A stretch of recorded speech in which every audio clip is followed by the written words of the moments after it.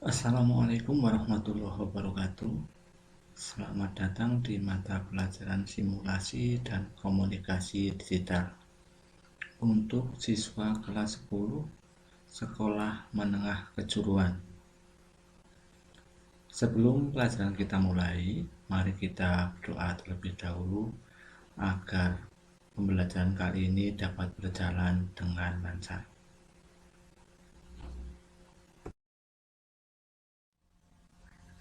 Untuk mata pelajaran kali ini, materinya adalah pengolahan data informasi dengan program mengolah kata di level yang pertama.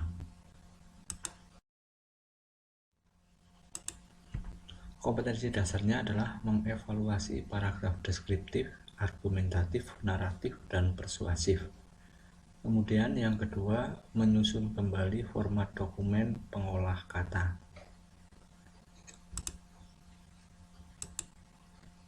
Sedangkan indikator pencapaiannya adalah menganalisis ciri-ciri paragraf deskriptif, argumentatif, naratif, dan persuasif. Yang kedua, membandingkan paragraf deskriptif, argumentatif, naratif, dan persuasif.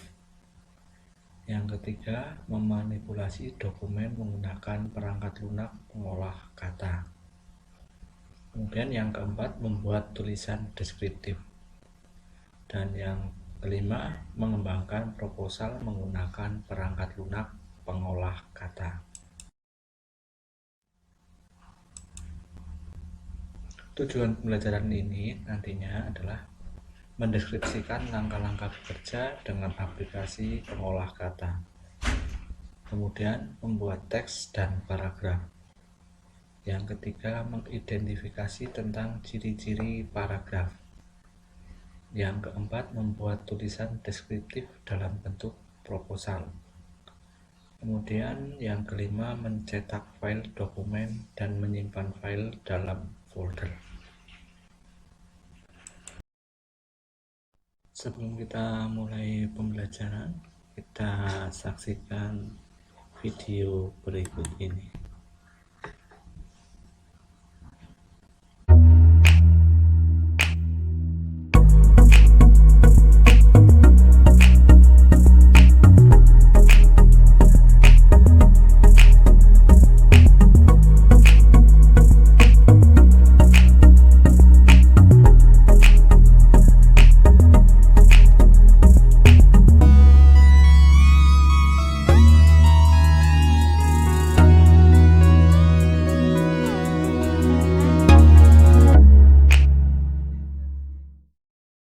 Sekarang dari video yang telah kita saksikan bersama tadi, coba jelaskan secara singkat isi dari video tersebut. Ya, isi singkat dari video tersebut adalah orang yang bekerja dengan menggunakan komputer.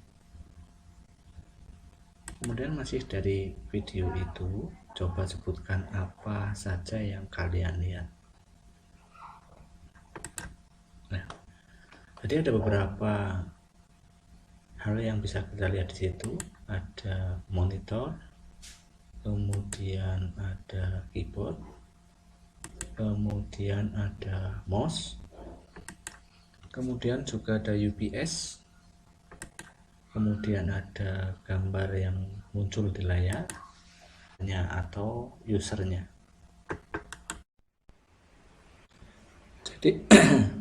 Jadi sistem komputer terdiri dari 3 bagian utama. Yang pertama ada namanya hardware atau perangkat keras. Kemudian yang kedua ada software atau perangkat lunak. Kemudian yang ketiga ada namanya hardware atau pengguna atau user. Nah, dari ketiga komponen itu semuanya harus ada sehingga komputer itu dapat bekerja. Kemudian apa yang dinamakan hardware itu? Suatu perangkat yang berfungsi melakukan proses input atau masukan, kemudian proses pengolahan data, dan proses output atau keluaran. Hardware juga terdiri dari 3 bagian. Yang pertama ada yang namanya input device atau perangkat masukan. Kemudian ada processing device atau peralatan pemrosesan. Kemudian ada juga namanya output device atau perangkat keluaran. Nah, ketiga hal ini harus ada dalam suatu hardware komputer. Input device sendiri merupakan suatu perangkat yang berfungsi untuk memasukkan data atau input untuk diproses menjadi informasi atau keluaran.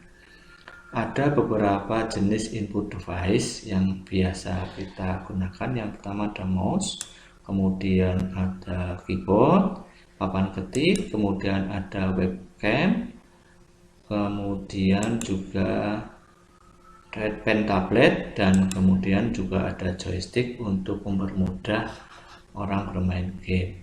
Pada dasarnya sebuah sistem input device hanya ada dua, yaitu mouse dan keyboard. Tetapi seiring perkembangan zaman, sekarang sudah ada webcam, pen tablet, joystick, dan mungkin ada lagi peralatan yang lainnya. Kemudian ada juga processing device. Processing device atau perangkat pemrosesan adalah suatu perangkat yang berfungsi untuk memproses dan mengolah data yang diberikan oleh peralatan input, kemudian dikeluarkan dalam bentuk informasi ke dalam peralatan output yang nantinya akan diterima oleh user. Di dalam perangkat pemrosesan ini terdiri dari banyak perangkat yang ada di dalamnya. Antara lain ada CPU, Central Processing Unit, kemudian ada power supply, kemudian ada motherboard, kemudian ada memori, kemudian ada prosesor, kemudian ada VGA card, ada juga sound card, kemudian LAN card, kemudian CMOS, dan hard disk. Jadi di dalam processing device ini terdiri dari beberapa perangkat, ini bisa lebih malah, yang semuanya dimasukkan dalam suatu alat yang namanya CPU. CPU sendiri itu apa?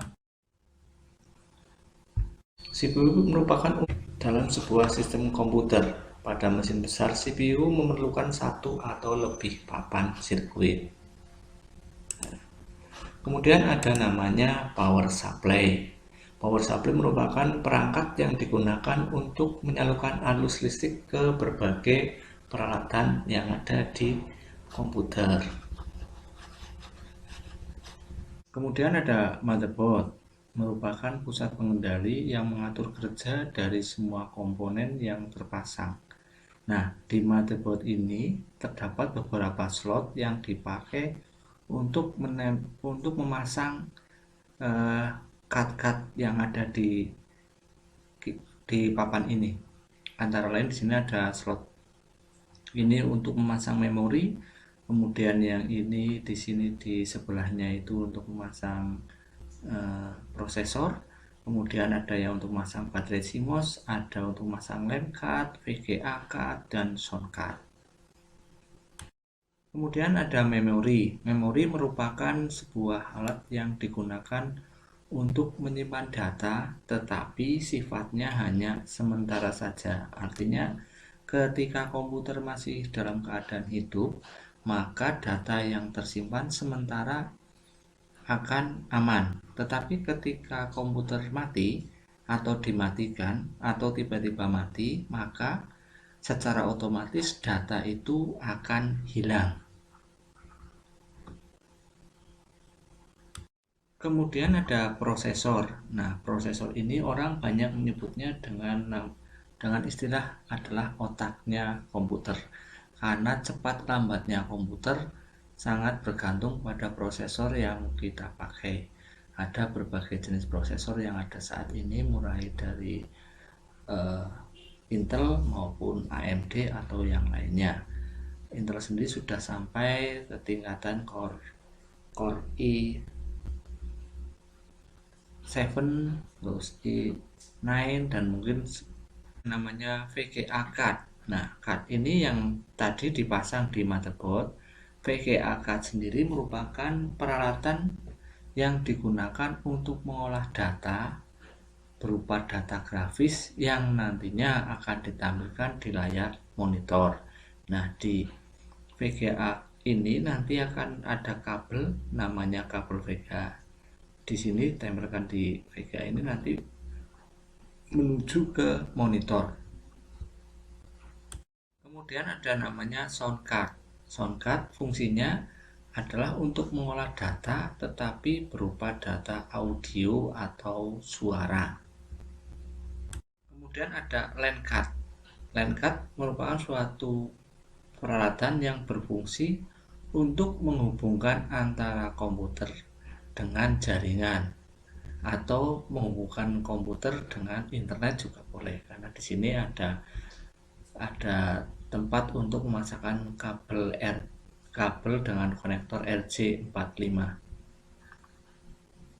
Kemudian ada baterai CMOS atau Complementary Metal Oxide Semiconductor yang merupakan perangkat khusus yang digunakan untuk konfigurasi sebuah komputer. Sama, ini juga bersifat semi permanen. Ada peralatan yang lain yaitu hard disk, merupakan perangkat yang berfungsi untuk menyimpan data secara permanen ataupun secara sementara. Nah, ketika kita menyimpan data, maka sebaiknya langsung disimpan di hard disk. Jangan sampai sebelum kita simpan listrik komputer sudah mati, maka data akan hilang. Perangkat keluaran sendiri merupakan suatu perangkat yang berfungsi untuk melihat hasil proses dari masukan, baik suara, gambar, maupun hasil keluaran lainnya. Ada beberapa output device yang ada saat ini, di antaranya ada monitor. Monitor sendiri terbagi menjadi beberapa tipe. Ada monitor tabung atau dulu namanya CRT, kemudian ada monitor LCD, kemudian yang terbaru monitor LED. Kemudian ada speaker yang digunakan untuk menampilkan audio atau suara. Kalau monitor digunakan untuk menampilkan visual atau gambar atau sejenisnya. Kemudian ada printer yang digunakan untuk mencetak hasil baik ke dalam kertas atau ke dalam peralatan yang sejenisnya. Ada juga proyektor yang digunakan untuk mempermudah kita dalam presentasi.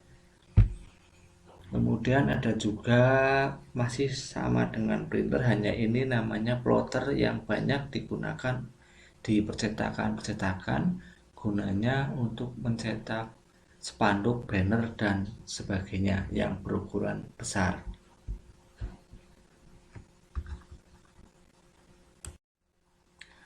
Nah, tadi tentang hardware di sistem komputer. Kemudian kita masuk ke software.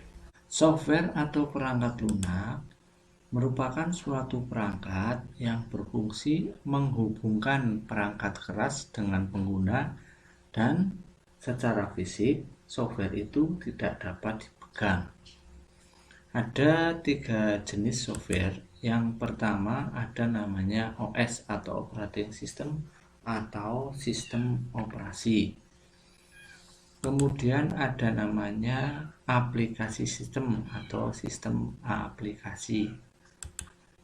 Kemudian ada programming language atau bahasa pemrograman. Operating system atau sistem operasi merupakan suatu perangkat yang menjembatani antara pengguna dan perangkat keras yang dipergunakan atau komputer. Sifat sistem operasi antara lain multi-user, artinya bisa digunakan oleh banyak orang. Kemudian yang kedua, multitasking atau dapat melakukan banyak tugas. Kemudian jenis sistem operasi antara lain ada yang berbasis GUI atau Graphical User Interface. Misalnya ada Windows, ada Linux, ada Unix, ada Mac OS. Kemudian ada juga yang berbasis CLI atau Command Line Interface. Misalnya DOS, Ubuntu Server, atau Windows Server.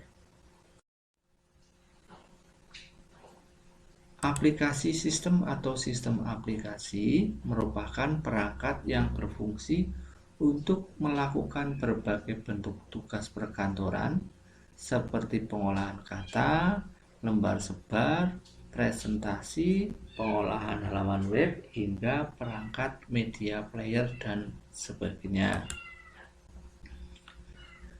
Ada beberapa jenis sistem aplikasi, misalnya untuk pengolah kata kita kenal Microsoft Word. Kemudian untuk pengolahan angka kita kenal namanya Microsoft Excel. Kemudian ada juga untuk presentasi bisa menggunakan Microsoft PowerPoint. Untuk database kita bisa menggunakan Microsoft Access. Ada juga untuk membuat gambar bisa menggunakan Corel, AutoCAD, ataupun yang gampang Paint.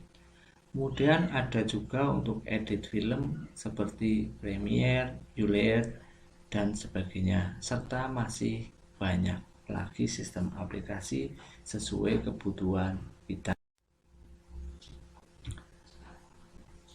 Programming language atau bahasa pemrograman merupakan perangkat yang berfungsi untuk memerintah komputer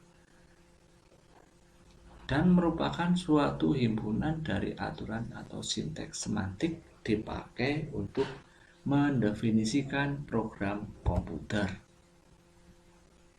Ada beberapa contoh bahasa pemrograman yang bisa kita jumpai, antara lain ada C++, ada Visual Basic, ada Java, ada Fortran, ada COBOL, HTML, CSS, PHP, Dreamweaver, dan masih banyak lagi. Brainware merupakan orang yang menggunakan atau memakai perangkat komputer. Brainware terbagi menjadi 3 kategori. Ada yang namanya sistem analis.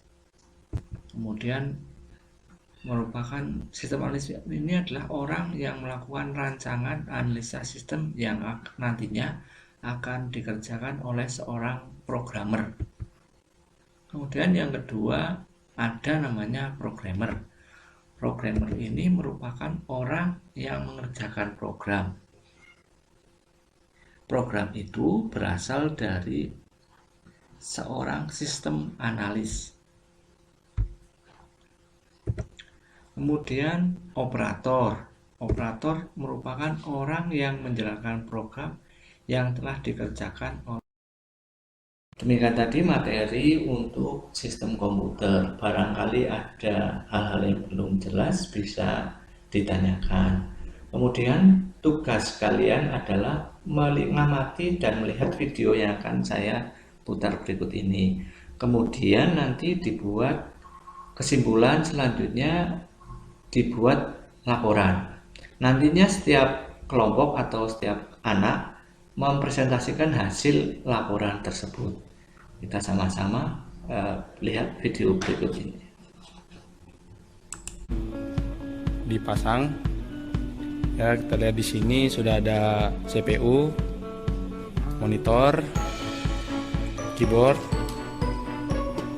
mouse, kabel power, kabel VGA, kabel power monitor, dan yang terakhir kabel LAN. Oke, pertama-tama kita pasang VGA-nya. Untuk peletakan VGA,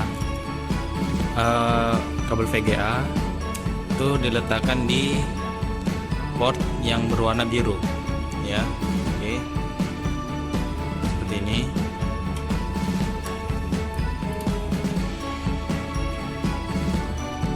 Oke, ini dikencangkan sedikit.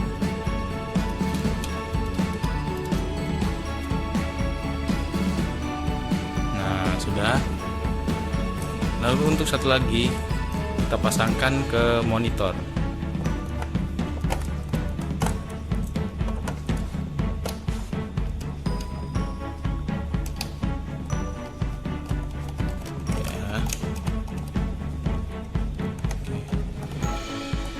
Nah, jadi hasilnya seperti ini.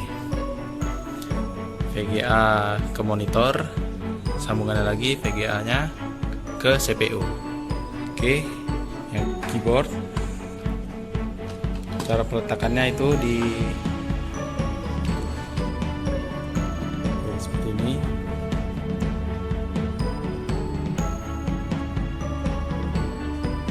Nah, itu colokannya atau portnya seperti ini. Oke, kita colokkan di mana saja. Nah, itu sudah tercolok. Mouse, ya. Oke, bentuk colokannya sama seperti keyboard. Dia menggunakan USB seperti ini. Kita colokkan saja di samping keyboardnya seperti ini. Nah, sudah tercolok. Kabel atau cok monitor. Oke.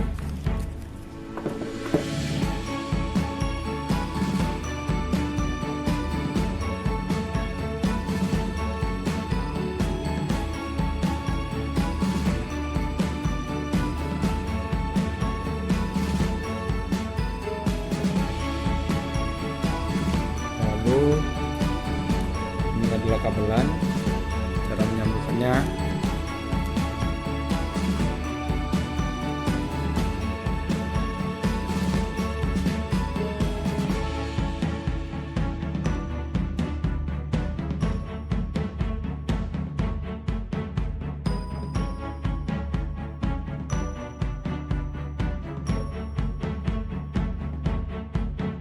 Dan terakhir, kabel power kita pasangkan ke CPU. Oke, bentuk kepalanya seperti ini, lalu bentuk portnya seperti ini. Masih kita colokkan saja. Sebenarnya bebas sih, kalau saya perkembangan pertama VGA dulu, kemudian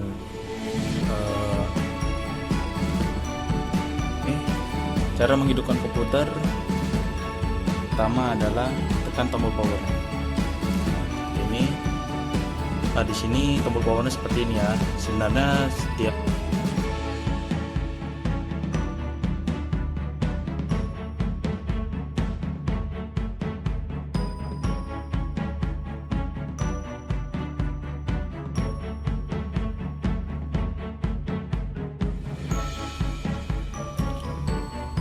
Oke, selanjutnya kita akan coba mematikan komputer. Klik startnya, kita pilih shutdown. Nah, di samping shutdown ini ada panah, kita klik dulu panahnya. Nah,